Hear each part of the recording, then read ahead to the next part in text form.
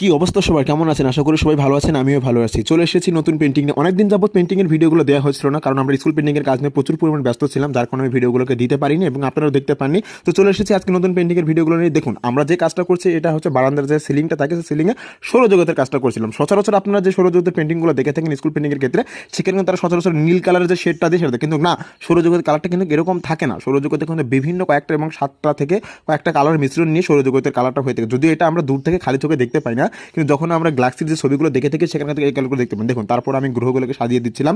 বিভিন্ন কয়েকটা যে গ্রহগুলো থাকে, আমার 8টা গ্রহ, সেই 8টা গ্রহকে সাজিয়ে দিচ্ছিলাম আমি। আর আমাদের সঙ্গে কাজে ছিল আমার সহযোগিতা ছিল আমার ফরিদ ভাই। আর আমি যে গ্যালাক্সিগুলো দেখুন দিয়েছি, এখানে প্রত্যেকটা গ্রহ দিয়েছি এবং গ্রহগুলোর সঙ্গে আমি প্রত্যেকটা গ্রহের নাম সহ আমি উল্লেখ করে দিয়ে দিয়েছি, যাতে যেন বাচ্চারা সবাই চিনতে পারে এবং বুঝতে পারে। এবং দুই পাশে যে পিলার ছিল সেই পিলারগুলোতে আমার বর্ণ সহ সাজিয়ে দিয়েছি এবং 3টা কালারের কম্বিনেশন করে আমরা সাজিয়ে দিয়েছি এটাকে সুন্দর করে। এবং সৌরজগৎ যখন দিয়েছি তাহলে সূর্যটা বাদ পড়ে যাবে, অবশ্যই সূর্যটাও দিয়ে নিয়েছি আমরা।